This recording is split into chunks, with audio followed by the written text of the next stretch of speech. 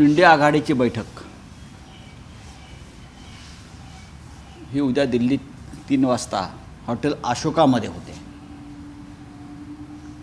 आणि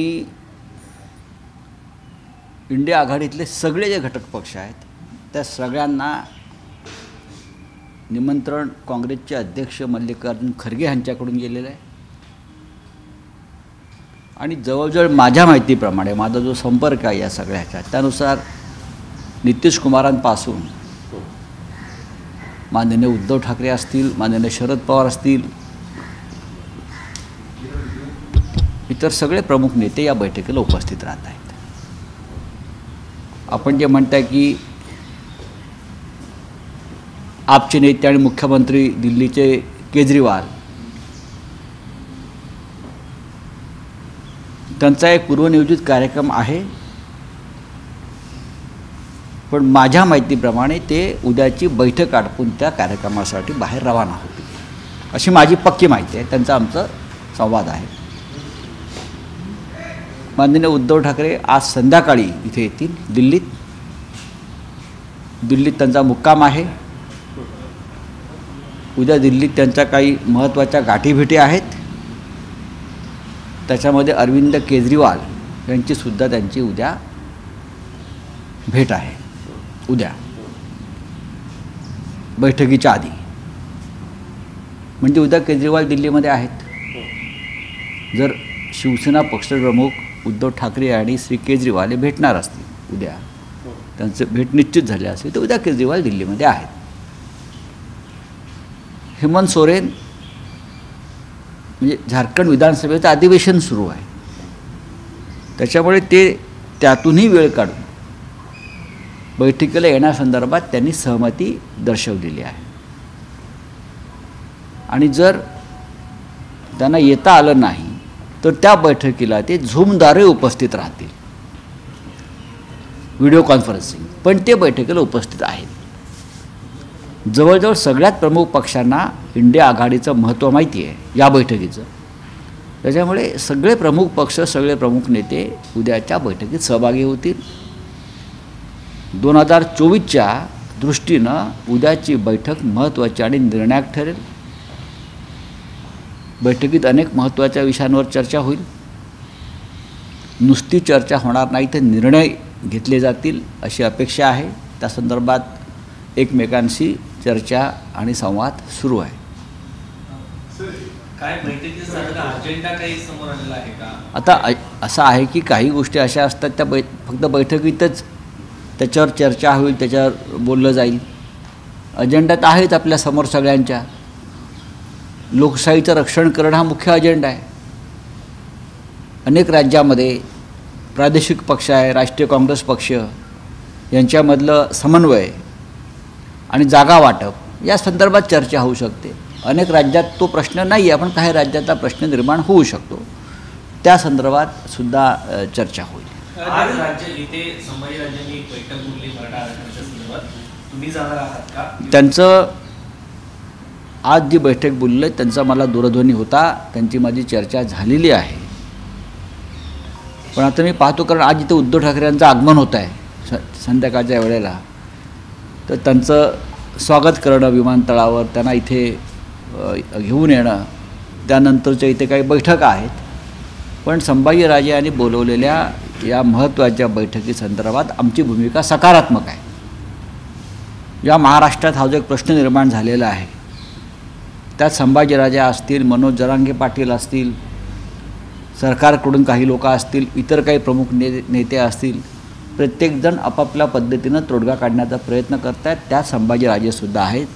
त्याच्यामुळे छत्रपती संभाजीराजे यांच्या आजच्या बैठकीकडे आम्ही सकारात्मक दृष्टीनं पाहतो आणि जर आम्हाला त्यातून वेळ काढता आला तर नक्कीच मी स्वतः किंवा शिवसेनेकडून महत्त्वाचा नेता तिथे उपस्थित राहील. छगन भुजबळांनी आता पुन्हा एकदा टीका केली जरांगेवरती, दारू पिऊन तुमच्या किडन्या खराब झाल्या अशा पद्धतीचं विधान त्यांच्याकडनं केलं. अशा प्रकारची भाषा ही सगळ्यांनीच टाळली पाहिजे.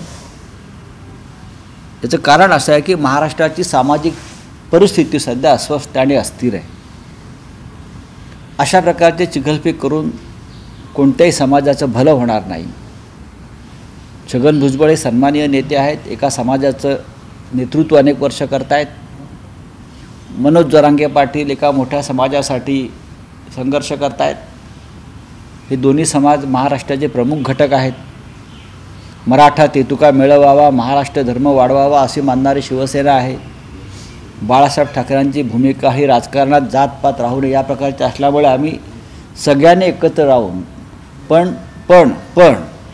आपल्या राजकीय भूमिका व्यक्त करताना महाराष्ट्र अशा प्रकारे जातीपातीत तुटला जाऊ नये ही शिवसेनेची आणि माननीय उद्धव ठाकरे यांची भूमिका आहे. राज्याचे मुख्यमंत्री आणि उपमुख्यमंत्री गेल्या आठवड्यात येणार होते दिल्लीत, पण अमित शहांना वेळ नसल्यामुळे त्यांचा दौरा रद्द झाला. या आठवड्यात ते पुन्हा येथील कांदा, इथेनॉल आणि राज्यातल्या इतर प्रश्नांची चर्चा करण्यासाठी अशी शक्यता आहे. काय नाही, त्यांच्या शक्यतांची दखल घ्यायची महाराष्ट्राला गरज नाही. खरं म्हणजे महाराष्ट्राचा कारभार हा महाराष्ट्रातून चालत नसून दिल्लीतून चालतो आहे. सगळेच निर्णय राजकीय असतील, इतर काही निर्णय असतील, अगदी पोलीस स्टेशनला सुद्धा दिल्लीतनं फोन येतो आणि मंत्र्यांना आणि मुख्यमंत्र्यांना माहीत नसतं कोणावर कारवाई करायची, कोणावर कारवाई नाही करायची, कोणाला सोडायचं, कोणाला अडकवायचं, कोणाच्या मागे चौकशीच्या ससेमारा लावायचा. महाराष्ट्र हे दिल्लीतून ठरतं. त्याच्यामुळे मुख्यमंत्री किंवा त्यांचे दोन उपमुख्यमंत्री हे दिल्लीतून कायमचे राहिले काय किंवा काय याच्यात काय महाराष्ट्राला काय फार फरक पडत नाही. देवेंद्र फडणवीसांनी सभागृहामध्ये बोलताना सुरुवातीला आधी अंतरवाली सराटीतल्या लाठीचार्जबद्दल सांगितलेलं होतं की पोलिसांची चूक आहे. मात्र सभागृहामध्ये बोलताना ते असं म्हणाले की पोलिसांनी संरक्षणासाठी बळाचा वापर केला. सातत्यानं देवेंद्र फडणवीसांची भूमिका बदलत राहिली किंवा कोणाला तरी वाचवण्याचा प्रयत्न केला जातो याच्यात? नाही, त्यांना विपश्यनाची गरज आहे. महाराष्ट्र जे का सध्याचं राजकारण आहे जे घडत्या गेल्या 1.5 वर्षापासून आणि एका कर्तव्यगार नेत्याला त्यांच्या 2 ज्युनियर संदर्भात हाताखाली काम करावं लागतं आहे किंवा काम करावं लागतं आहे. ही अस्वस्थता जी आहे त्याच्यामुळे त्यांना हळूहळू विस्मरण होतं अनेक गोष्टीचं. आणि मगाशी म्हणालं की गृह खातं तरी ते चालवत आहेत का, मला वाटत नाही. अनेक गोष्टी गृह खात्यासंदर्भात किंवा इतर खात्यासंदर्भात या दिल्लीतून कारभार चालवला जातो. महाराष्ट्र हा दिल्लीचा दास किंवा गुलाम झाला आहे. महाराष्ट्र हा दिल्लीच्या मार्गावरील पायपुसणं झालं असं आम्ही म्हणतो आहे ते यासाठीच. आजच्या सामन्यामधून तुम्ही अशी टीका केलेली आहे, आधारित पोपट आहे असं तुम्ही म्हटलंय सरकारचा, आणि मुंबईने सौदा केलेला आहे या सरकारने. काय नक्की काल मोर्चा त्यासाठीच निघाला ना, जो एक विराट मोर्चा निघाला, अतिविराट, लाखो लोक त्या मोर्चाला उतरले. ते फक्त धारावीकर नव्हते, संपूर्ण मुंबईतूनच लोक उतरले होते आणि ते फक्त कार्यकर्त्यांचा तो मोर्चा लाखोंचा होता. अजून जनता उतरायच्या रस्त्यावरती. नक्कीच मुंबईचा सौदा सुरू आहे आणि हा सौदा शिवसेना होऊ देणार नाही. महाराष्ट्र निर्माण व्हावा, मुंबईसह महाराष्ट्र, यासाठी संयुक्त महाराष्ट्र समिती तेव्हा स्थापन झाली आणि त्यांनी हा लढा उभा केला. पण संयुक्त महाराष्ट्रानंतर मुंबई जरी आली असली तरी मुंबईचं महाराष्ट्रात रक्षण करण्यासाठी बाळासाहेब ठाकरेंनी शिवसेनेची स्थापना केली. हे ऐतिहासिक सत्य आहे. त्याच्यामुळे कोणी शिवसेनेला आमच्यापासून खेचण्याचा प्रयत्न करत असेल, ओरबडण्याचा प्रयत्न करत असेल तर शिवसेना एक महाराष्ट्र धर्म म्हणून रस्त्यावर उतरणारच. आमदार अपात्रते प्रकरणी आता सलग 3 दिवस शेवटची सुनावणी होणार आहे. निर्णय अपेक्षित आहे सर की विलंब होईल? परत नाही, परत विलंब होईल, पुन्हा विलंब होईल. अशा प्रकारचे निर्णय घेण्यासाठी साहस लागतं, संविधान आणि घटनेवर श्रद्धा असावी लागते आणि पक्षांतराविषयी मनात चीड असावी लागते.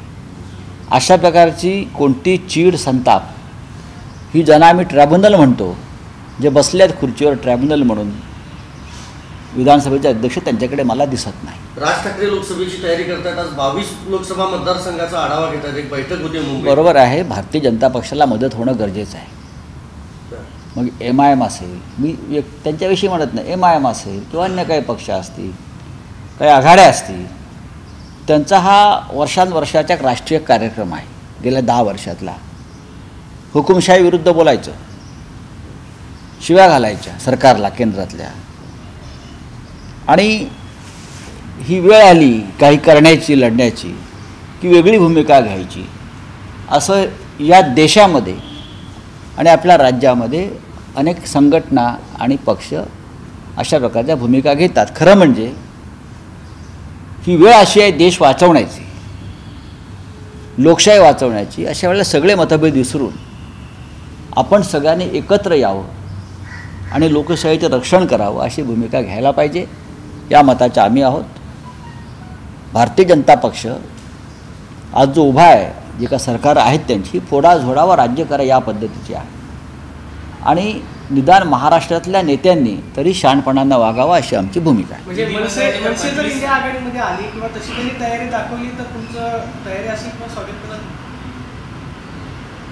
नाही, मुळात असं आहे की हुकुमशाही विरुद्ध लढण्याची मानसिक तयारी किती आहे तुमची, आपली तयारी आहे का कोणाची, हे याच्यावरती अगदी भूमिका स्पष्ट केल्या पाहिजेत ना. सातत्यानं भूमिका बदलणारे अनेक पक्ष महाराष्ट्रामध्ये आहेत, सातत्यानं भूमिका बदलणारे. आधी भूमिका स्पष्ट करावी की या देशात लोकशाही टिकली पाहिजे, महाराष्ट्र अखंड राहिला पाहिजे आणि मुंबईसह महाराष्ट्राची जी काय विक्री आणि दलाली सुरू आहे त्या विरोधात आम्ही एक मराठी म्हणून ठामपणे उभे राहणार आहोत. याच्याविषयी जर ठाम भूमिका कोणी व्यक्त केली तर आम्ही त्यांच्याकडे आशेने पाहू शकतो. सर, याला जोडून एक प्रश्न, शर्मिला वहिनी बोलताना असं म्हणाले की आदित्य ठाकरेंवरती जे आरोप करण्यात येत आहे की आमचा आदित्य असं काही करेल असं वाटत. मी त्यांचा आभारी आहे. आदित्यवरती सगळ्यांचाच विश्वास आहे.